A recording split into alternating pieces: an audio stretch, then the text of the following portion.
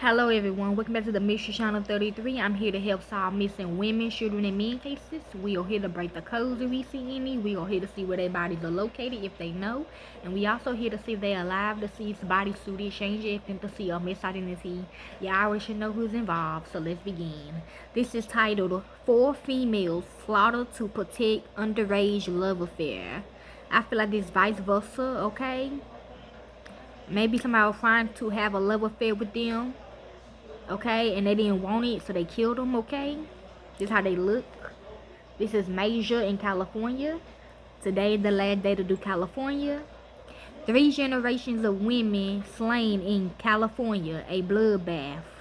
On the morning of, I'm hearing yes, they still there too. On the morning of August 11, 1977, a Seaside, California police officer kicked down the door to a small duplex and found 4 females spanning 3 generations of the Smith family dead from too many stab wounds to count. Looking into the kitchen, he could see Josephina Smith, the right-headed grandmother, laying dead next to her 27-year-old daughter, Suzanne Harris, who was laying next to her 6-year-old daughter, Raisha Harris. In the bedroom, Renee Ferguson, another 15-year-old Smith family granddaughter and niece to Suzanne, were found dead, laying across the bed with her hands tied behind her back.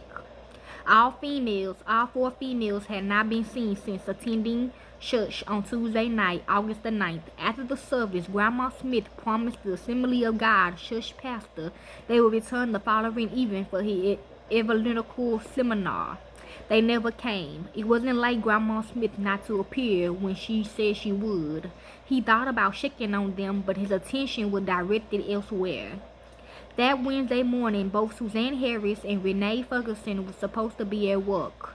Suzanne in an electric firm, and Renee to her summer job she had gotten through the Youth Job Corp. Neither one of them showed up, and Suzanne's car remaining under the carport exactly where it had been parked the night before. So they probably do got one of them, okay? Some of them, okay? Some of the other parts of them. Like they money, okay?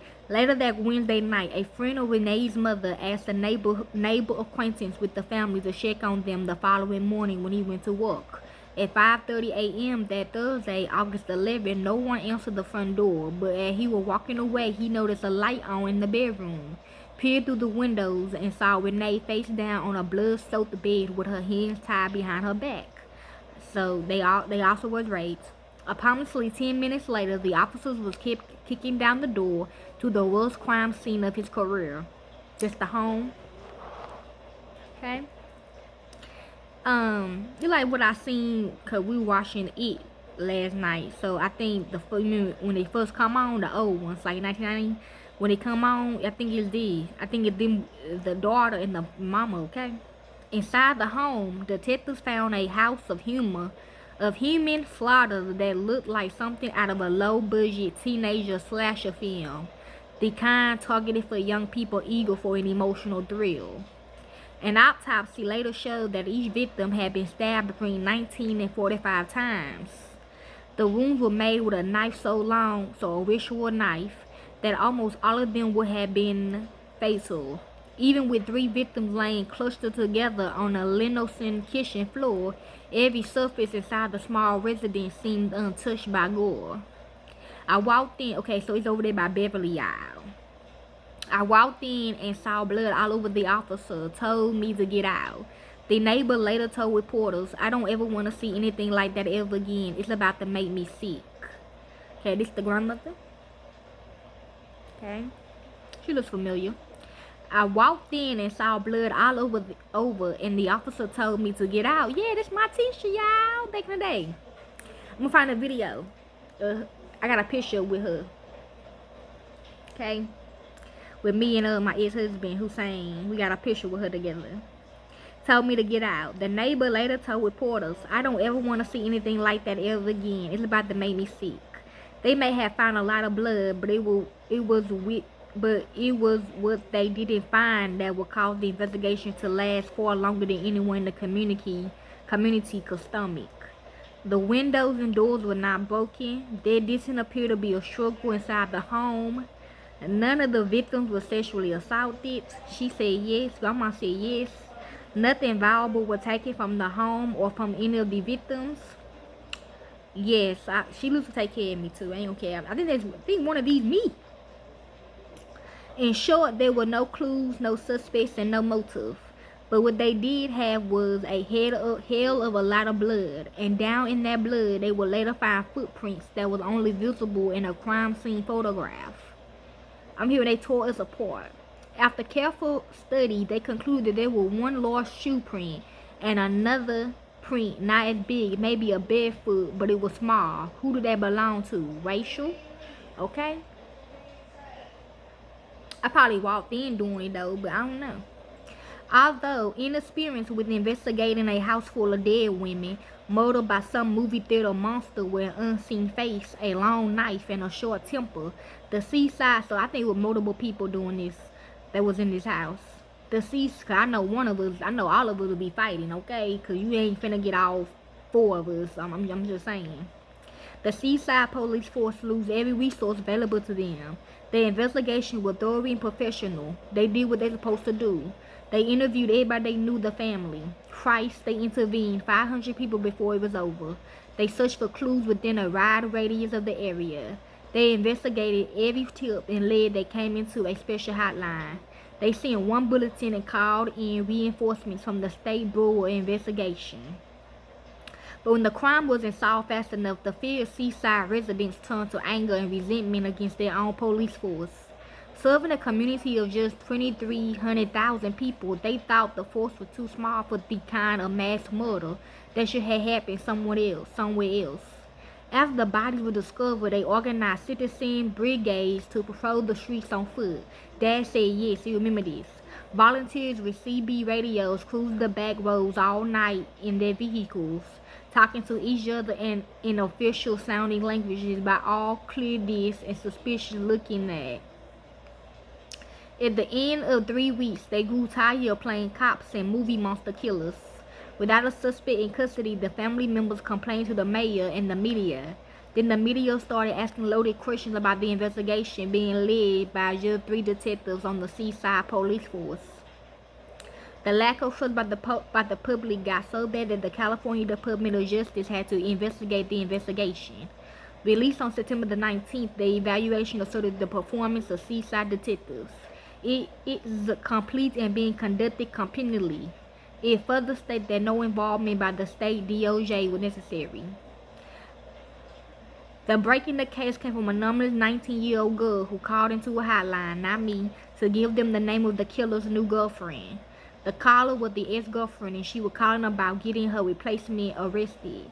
Her name was Terry Milligan, 14, and she was pregnant with the killer's baby. When they asked who he was, she scoffed out her surprise that wasn't hip to who the killer was.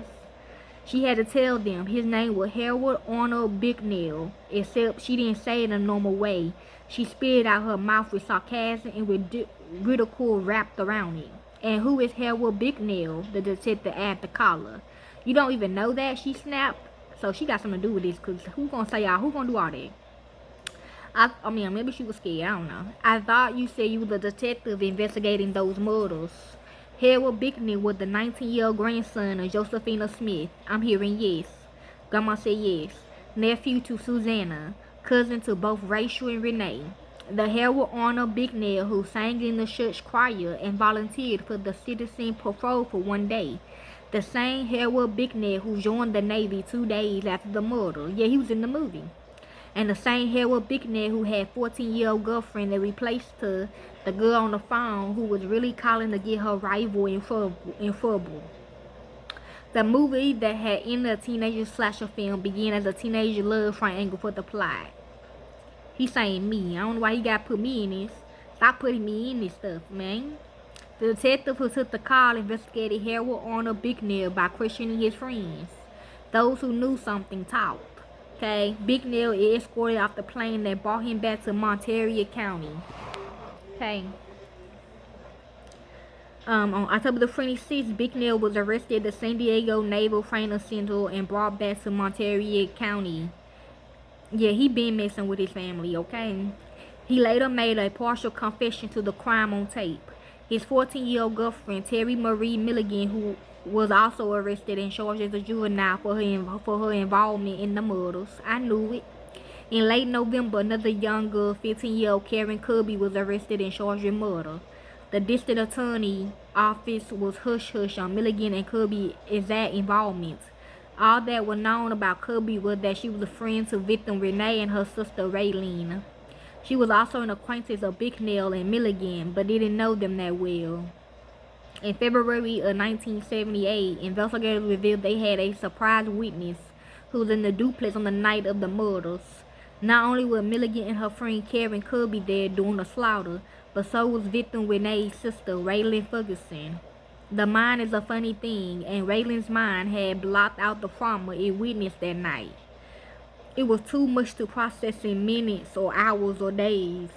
Instead, it was like a dream in which all the elements of her memory of that night were exclusive. Their presence seemed just around the next corner in her mind. Over time, her memory solidified the horrific moments of that night she saw, and by November, Raylene met with investigators and the district attorney to tell them what she remembered. Okay? And that's basically the case. It's how it looks. If you like to help with this case, y'all can. I don't do it for the fame or the money. I do it because it's what I love to do. And to the real families of these victims, corporate America will set y'all up. Thank y'all. Peace. Be safe.